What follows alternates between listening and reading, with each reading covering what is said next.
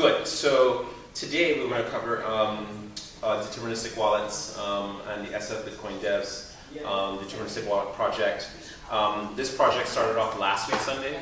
We're in Sydney. What the hell is he? Oh, there he is. Good, good, good. It has Larry, who's been a contributor, and Srinivasan as well. So we're going to walk through this and talk about why it's the hottest, coolest project. Marco, I love you, man, but this wallet's hotter. Okay. Marco has also worked on a wallet project, but I want to walk through why this wallet project is actually pretty hot and why the people who are not here are missing out, because this is actually going to be super cool. All right. So I'm going to start talking about why we even did this project. By the way, I put this presentation up today, so if you see any spelling mistakes, you can point it out, please, because I don't think I spell checked. Also, please ask any questions in between while we're doing this. This is totally fine. This is the hottest project in Bitcoin right now today. If anybody tells you there's a better project, tell them you don't know what they're talking about.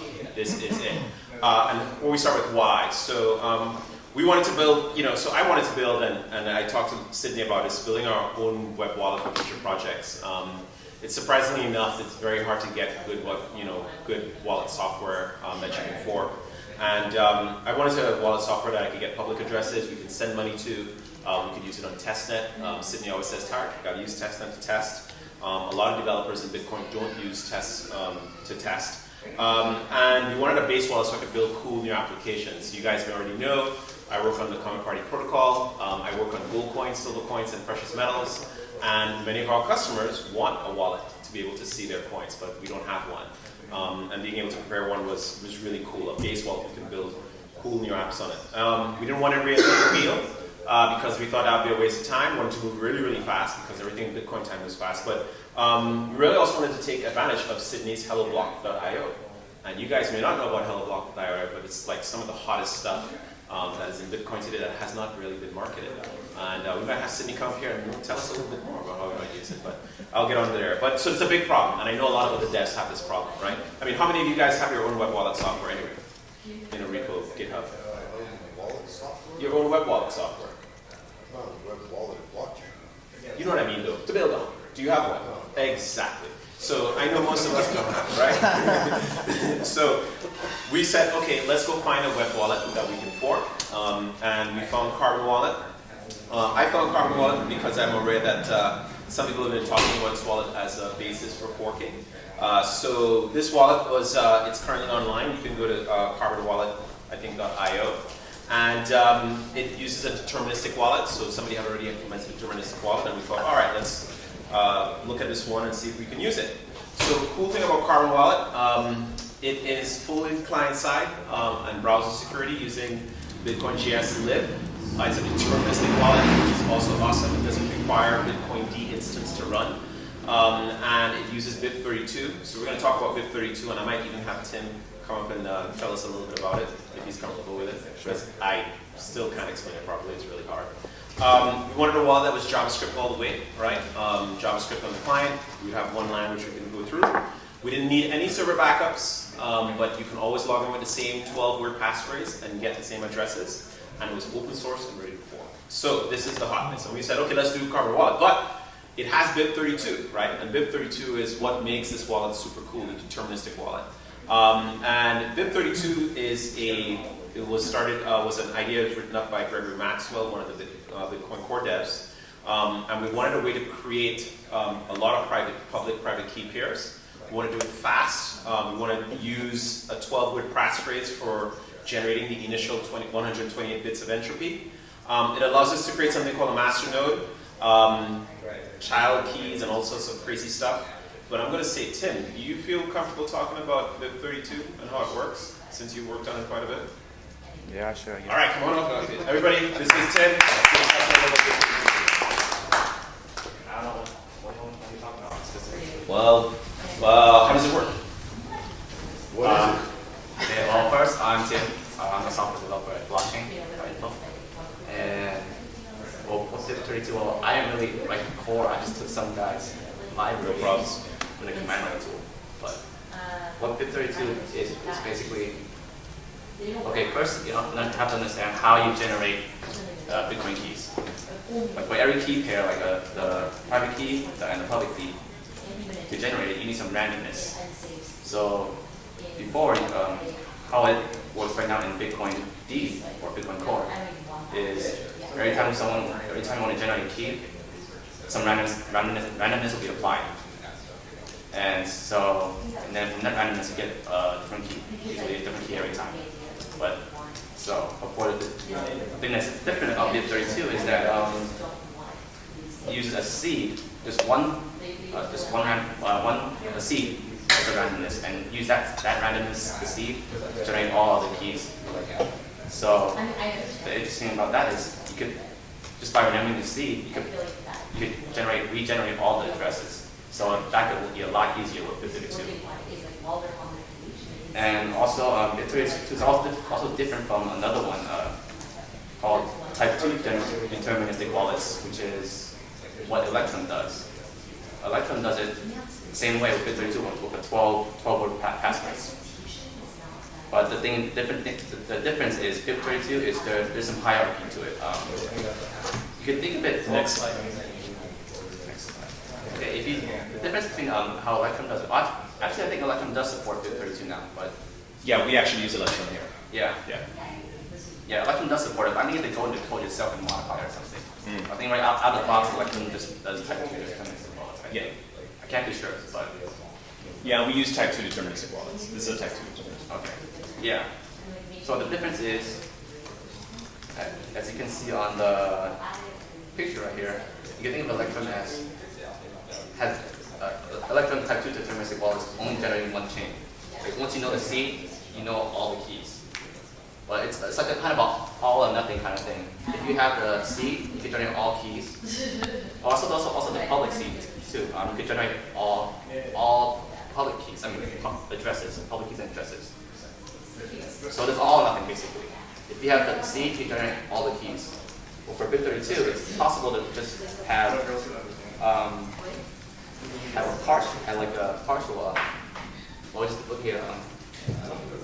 It's the seeds here, and then from there you could generate what do you call it? Other key pair. I think it's based on CDK. CDK stands for CKD stands for child key deletion, I think. Yeah. Basically, each node I think it has what's called extended. Not from vocabulary, but extended key, I think. Whenever you generate a node, there's an extended key, extended private key, extended public key. And if you have the extended private key, you can generate all the nodes below. All the extended keys and private keys below. So each node has an extended key, private key, and will also generate the extended public key. So you have the extended key for private key for this one, you can generate all Bitcoin keys below. If you have the extended public key for this, you can generate all public keys below. And let's see what else. I want this out.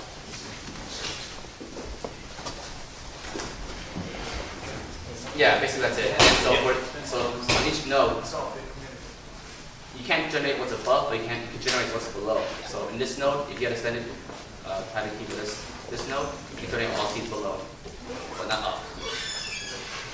Yeah, cool. That's all not interesting. The one weakness of BIP32 is if you know the private key for this node, say, and the extended key for the extended public key for this node, it's possible to generate this, which is a big weakness. So one interesting thing is, so that's a big weakness of BIP32. So one thing I recommend is not to generate Bitcoin use private keys on the same level, basically. But yeah, I think that's all I have. That's awesome. Thank you. But yeah, so we were able to essentially generate all the way down, and there are some security issues that Tim pointed out in terms of each of these levels. But for this exercise, we didn't get that detailed. We just wanted to make sure that we could actually generate about 10 to 15 Bitcoin public addresses and public and private keys for the wallet. All right, so let's talk about what's wrong with CarbonWallet and why we couldn't use it out of the box for our project. First of all, the repo had all the binary releases in it. We also noticed that I was working on it with Sydney, and that the Bitcoin.js lib versions was not up to date and not minified. And we had a bunch of APIs being called on the app, which were from blockchain, blocker.io, even Yahoo query APIs, which made it really confusing to see how they would get balances from the addresses. So just trying to figure out how the code was written was a problem for us to understand balances, which made it really difficult to just fork and start using. So what we decided to do was called a fact. We just forked the CarbonWallet, and we took only the app folder in the CarbonWallet repo, forked that copy, then also we call it Bitcoin.js lib wallet. So when you go into the GitHub for the SF Bitcoin dev, you'll see it. Once we install npm, had npm generate for us a minified version of Bitcoin.js lib. I put that into the file, so I'm going to show you what I did here. And now keep in mind, I'm not a programmer. I'm just a little person who, plays around a little bit here and there. So let me actually go into the Bitcoin.js lib wallet, show you some of the files I started to change. Let's see. So here I put in the minified version of, this was their updated version of this, Bitcoin lib.js, and why don't I go to the old one just to show you how it appeared. JavaScript projects, CarbonWallet.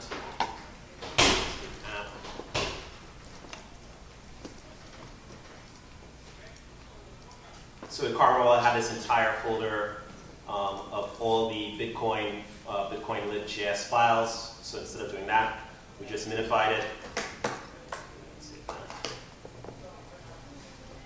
There you go, much better. And also, let me see where else. We made some changes as well. So before CarbonWallet, their blockchain.js file would reference.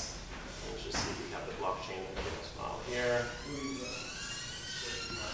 As you can see, it referenced blockchain, and then blocker for getting balances. And then it even went on to querying Yahoo, which was really funky. So we cleaned that up and limit. So we just, I guess they call this refactoring. What essentially was a long, confusing piece of script for checking balances became simply accessing helloblock.io. So if you guys check out mainnet.helloblock.io, it's a nice framework that Sydney created. Where we could actually check balances and use the API to make calls on the address. And also, we could even have a testnet. So helloblock.io has both mainnet and testnet.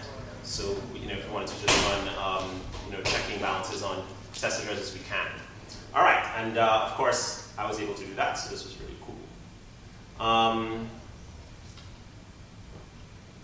Okay, so we removed the blockchain.info information on some of the one of the files there. We cleaned out some of the old Bitcoin.js lib libraries, and we decided that okay, let's go break the app and fix the bugs, right? So we believe that the objective of this exercise was Taariq, let's go break this app with these improvements, and then bit by bit put it back together. So this Sunday, that's what we started to do. And I'm going to have Larry come up here because Larry spent like just 1 hour with this thing and started patching it like a crazy guy, and it was just amazing what he's done with it. So Larry Kang, we'll get to talk and talk a little bit. And if you want to switch in and out, you can. Just put some notes here. So, can we welcome Larry, please?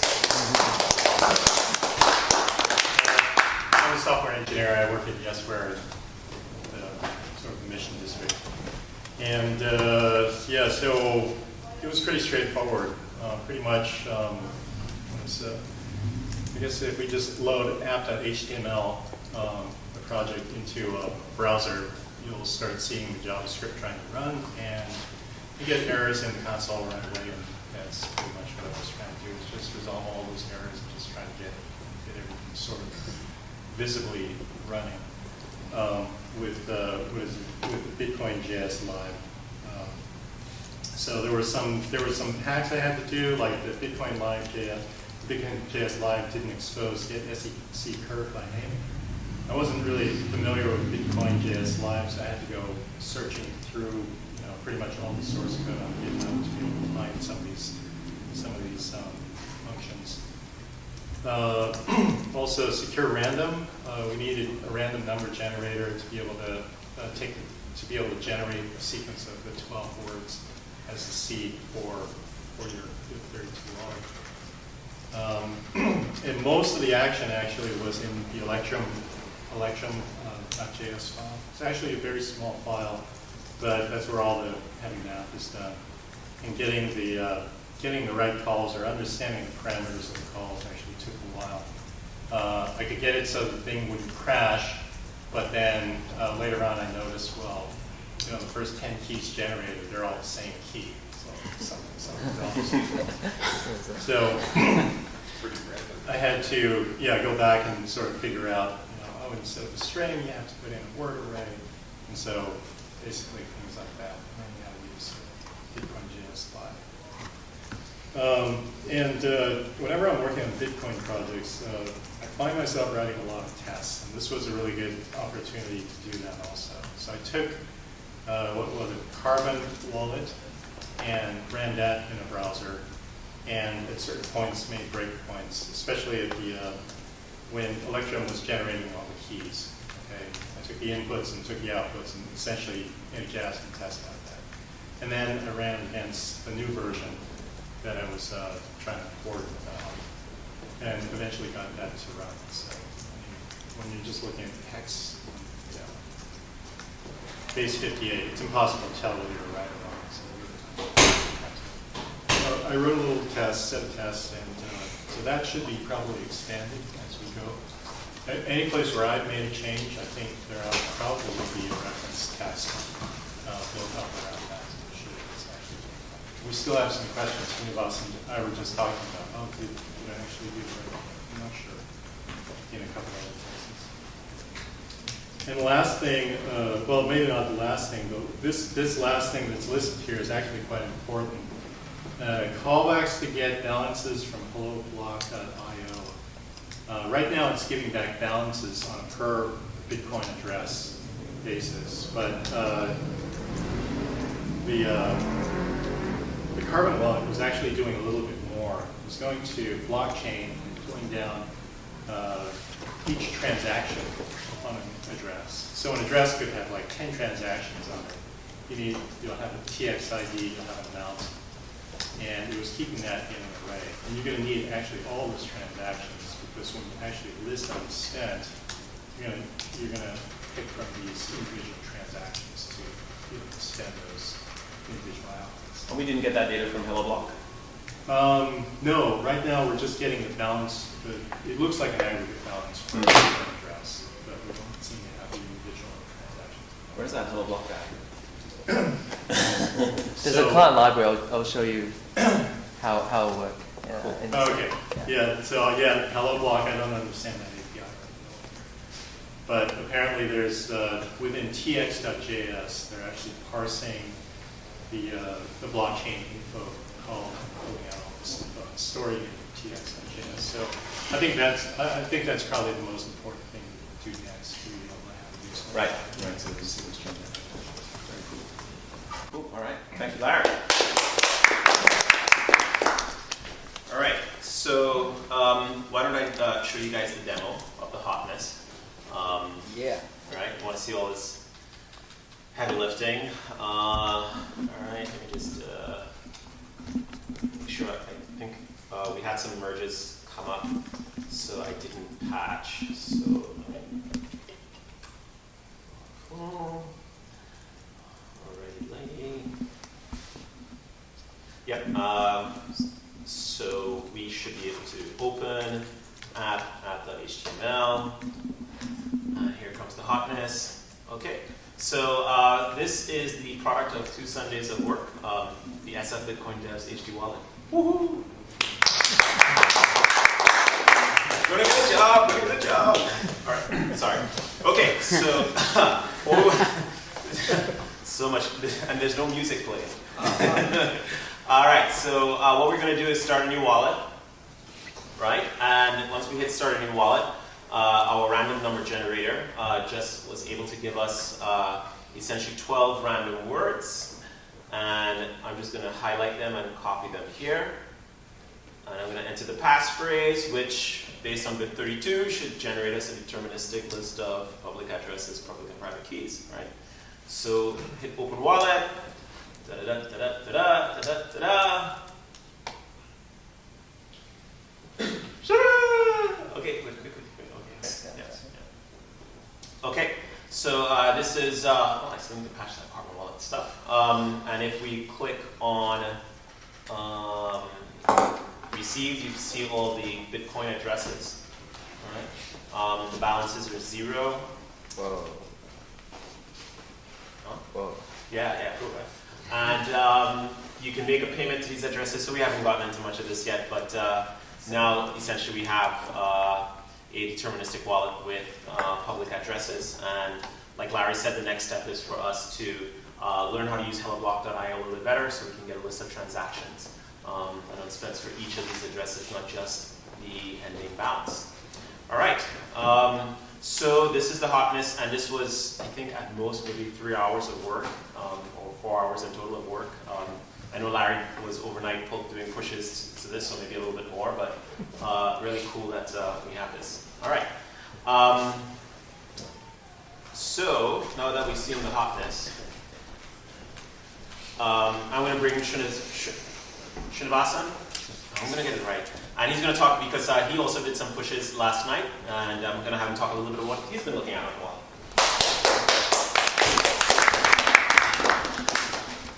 Hi folks, my name is Srinivasan Sriram. I'm relatively new to Bitcoin, so How many days have you been in Bitcoin? this is the third day. He's already pushing Bitcoin. But Taariq has been very, very helpful. So yesterday I was at the meetup, but I didn't really work on the code except early on. Got a brief look at it, and I spent a lot of time talking to all of you. At night I decided let me look at it, and I went into it. My edit, I use Vim, and it sort of shows up all the spaces in red, so I said, that's cool, I need to pull out all the spaces. Then I wanted to see the addresses, and I couldn't. I ran it through my inspector, and then I said, okay, basically the EC key was where the issues lie, so I poked into it, and I changed the get Bitcoin address to get address, and a couple of minor changes of that nature. And pretty much that was it. Thanks to Larry here, he had done the hard lifting, actually got the algorithms to work. All I did was like fix those 3 little bugs, and up it came, and then merged it in with Larry's stuff. So the fact is, it's very easy to get into once you sort of have the hard lifting done, which is really the, shall we say, the secure random piece, and more importantly, the part where you're actually generating keys. I poked into HelloBlock.io a bit, and I thought that was interesting. I didn't realize that you had to go and get all those transactions. I'll do that later tonight or tomorrow. But yeah, I think once we get this to the point where you can actually transact, it'll be ultra cool. Yeah, awesome. Thank you. I'd encourage all of you to join. Yeah. The GitHub repo is really easy to do. I did it. See if you join the GitHub repo, you become famous. There you go. All right. Okay. So now I'm going to bring up Sydney, and Sydney's going to talk a little bit about his stuff that he's working on with regards. Well, Sydney's working on a lot of stuff, so he's super busy. I'm going to ask Sydney to talk about secure random and the pull request we made on Bitcoin JS lib, right? Because that was the pull request. Oh, right. Decided to not expose it. Okay. Because it's not a good idea, but there's we're not a lot of exposing it. alternative. Yeah, it's pretty easy to. There's a better alternative to exposing it. Because Alright. secure random is not going to be in Bitcoin JS lib for much longer. Okay. Got it. All right. Yeah. Cool. So I'll let you just come up and tell us. So, stuff. right now, CarbonWallet uses Electrum for their wallet code. And I don't know if you guys have been following Bitcoin JS lib. And then a couple of big pull requests and changes that's confirmed. Basically, there's a module in Bitcoin JS lib that basically does all of the work. It basically has a wallet module that does all the wallet work that you need. But it's only Electrum. So what we had in Electrum. So we can remove all the Electrum stuff. Got it. And basically delete all of it and use Bitcoin JS lib and it will handle pretty much everything. And then it's kind of a little bit of layer on top of it, and then a little bit more glue to glue to the HTML. So there's another repository called C8, and what that repository is essentially all the the wallet code, and the idea. All right, the idea. So right now it's pretty hard to do, for example, dependency upgrades in the CarbonWallet code, because if you want to upgrade version of Bitcoin.js or upgrade version of Secure End, you basically have to go pull the repo, minify it, and then copy it and paste it into your wallet code. And so I think there's a far better way to do it, which is use npm, which allows you to write front-end JavaScript like Node, like normal code. You can require use dependencies as package manager, and then so you basically have this CA repository that has all the wallet code, and then you have the front-end repository, which then depends on the other repository. Every time that you upgrade, all you need to do is recompile, and then everything's going to work. And you should be able to keep up to the latest dependency really easily this way. And I suspect that CarbonWallet has really old dependency because it's so hard to upgrade dependencies. And so I think if we do that and we use Browserify going forward, and we should have a pretty easy system set up. And so last night I also did a little quick hack demo, and basically generates a wallet with a seed. We send some test net points to it, and then we send it out to somewhere else, and just basically demonstrate how you could use Bitcoin.js and deterministic wallet module to build a wallet. I think it's pretty good. So does your test use the HD wallet stuff in it, or how does? It uses an HD wallet module. It uses the HD wallet module. Yeah, it does everything. All you need to do is supply the data, and it does the rest. Yeah. And when you want to set a transaction, all you need to do is create TX, gives you a hex back, and then you can. So it makes it really easy, and I think that would be the core of the code. JavaScript code going forward would be in the CA project, and then the core of everything that's to do with front end would be in the other repository. Can I demonstrate the new hotness? Oh, yeah, because I think you have it. Okay. All right, so this is a little bit of the code that Sydney wrote for this a demo branch on C8 to demonstrate this. And I'm just going to run it so we don't have to walk through the code. So we just run node index.js. It starts doing some chemistry, then it says generate an HD wallet with a seed, generate an address with a seed, draw some bitcoins. Okay, I'm sorry, maybe I'm the only person who gets this, but it's doing this automatically. Okay, is anybody else getting it like I am? All right. So it's generating a testnet address. It loads the unspent in the wallet, and it sends some money to an address. Whose? Okay, is anybody else? I mean, am I the only person who this tickles? Because this is cool. All right, so you don't believe me? All right, so let's go to the address he put in here. I'll put it here, right? And let's see what that looks like. That's really cool. Okay, all right. There we go. We just sent some money. We just sent some money. Like we start from nothing. Oh well, look. That's the And future. then we had That's the money. future of the clones. Ah. That's the future of Dude, this is the future of internet money. Like, truly internet money should start from pressing a button. Okay, I have to say this is not real. Like this is testnet money. But like there's no money. right. But No money was at risk at any time. Right, but the point is that like today there are no applications that you just press a button and it starts generating transactions, that you can then control, right? So literally here you have an example where for tipping GitHub it'd be users. huge, exactly. Tipping would be huge. Like okay, all right, I'm having an emotional moment because this is huge. I've never seen anything like this, right? So then what you did it like just in a few hours last night? Literally 10, 15 minutes, and then. Okay, 10, 15 minutes. No, I'm just saying, like the just whole. in case you thought it was too long. Right, so hello block, we have the confirmation. This is April 15th, so I guess that's tomorrow, but total inputs, total outputs, fees. That's UTC. UTC time, Yeah. right? Amount was spent 0.003 bitcoins, and here's the inputs, the outputs. It's done. And that took, what, like 3 seconds. So I think this is awesome. And if we could put more of this cool stuff into our wallet, it would be really, really Can we cool. just briefly walk through those steps? Yes, please. The node console. Oh, right. HT1. Okay, so obviously that's not a random seed. But basically what it does is it's a little hack.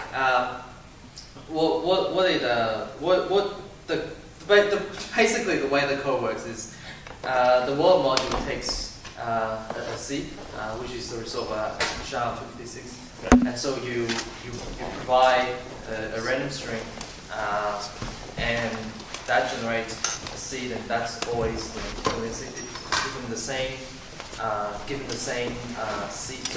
the same string to the same seed, that generates a wallet, and then that starts to generate addresses. The rest of it is just basically interfacing the API. The API is a faucet, which means that there's an API endpoint where you can hit it and it gives you some coins so you can play with it. Yep. Otherwise, you've got to mine your own testnet coins. Hello block is a faucet? No, it's an API, but it's got a faucet for you to test. Yeah. And so then. So that address generated some actual coins. No, that address didn't generate some actual coins. just the API generated Yeah, coins exactly. and then sent them to you so that you can test with it. And so and the rest of it is pretty simple. It's basically ask the faucet for some money. So now in your new address, now you've got some testnet coins to play with. Yes. And then the rest is kind of the normal step, which is you go get unspent, load up unspent to a wallet and say, hey, create a transaction, and then that gives you a hex, which is what the transaction is, and then you go and propagate it to the network, and then you can see it. And I think a lot of people don't realize, Sydney and I talked about this last Sunday, most developers on Bitcoin do not run tests on testnet, right? They just run it on mainnet. So here you have... And you can see CarbonWallet definitely did not. They didn't do it, right, exactly. So here you have a full loop where HelloBlock API can get you your testnet points, and you could actually test what your application is supposed to do with the money, so that you could even show that the test runs before you ship the code. I mean, I've been watching, I'm on the Mastercoin project, I'm on a lot of other projects. Nobody runs tests like in testnet, everybody's running off of mainnet. So it's just amazing that at least, this type of avenue is available. Like you can test the entire application loop. It's funny because my friend was building a wallet app. He had a little bug. Occasionally, we send out entire wallet as fees. And so he just thought, oh, where did all this money go? That was a $15 fee. Oh. Oopsie. All right. Yeah, I've been there. I've lost lots of money on testing apps in mainnet. Yeah. I guess you dedicate like $100. Yeah. All right. Cool. All right, so this is an invitation for you guys. If you're interested in working on a project, we're going to use this HD wallet as our project for the rest of April. We have a repo we created yesterday called GitHub SF-Bitcoin Devs. The next 2 Sundays, we're going to be improving the wallet, so we're going to be working together to again remove the bugs. This is a great way to get visibility and your name on a cool Bitcoin project. So it helps with the resume. Great way to get a wallet for your own projects. I think everybody needs a wallet if you're going to dev, and this is a great way to get one. And this has proven a great way to also meet other Bitcoin devs and find out what people are working on, find out whether or not you guys share interests. One of the things that's been tough for us as the SF devs hacking Sundays is to find something we all want to work on. So this is, I think, a really cool project for us to work on that will get visibility globally. Also, once we're done in April, we're going to do maybe a little announcement, maybe something on CoinDesk, some press, so that people get some more attention on Reddit and say, hey, this project is non-live, anybody can fork it and enjoy it. All right, so you can add, if you're not interested in the HD wallet, you can add your own projects in repo. Jonathan added his Scala Akka implementation of the Bitcoin client, which was pretty impressive. So he's looking for folks who are interested in working on that. You can do so as well. If you want to work on something else and you submit it to the repo, hack on it on Sunday and you can present on it on Monday. All right. Cool. So I think that is it. Any questions? Not everybody all at once. I'll make a comment. If anyone is new to Bitcoin and want to learn a little bit more about Bitcoin, I think wallet is probably the best place to start. I think it is as the a best place first to start. step. Yes, because you learn about addresses, you learn about protocol keys, you learn about all the the crypto stuff. Even yesterday, Larry and I were learning on stuff on crypto. So was Srinivasan, and I think I learned quite a bit just going through this exercise and getting it working. Also testing, test on Bitcoin development. I think this is the first time we've seen, I'm seeing tests actually happen. So I think it's a great way to also, if you're a test-driven developer, to learn some of that as well. All right. Cool. Thanks, guys. All right.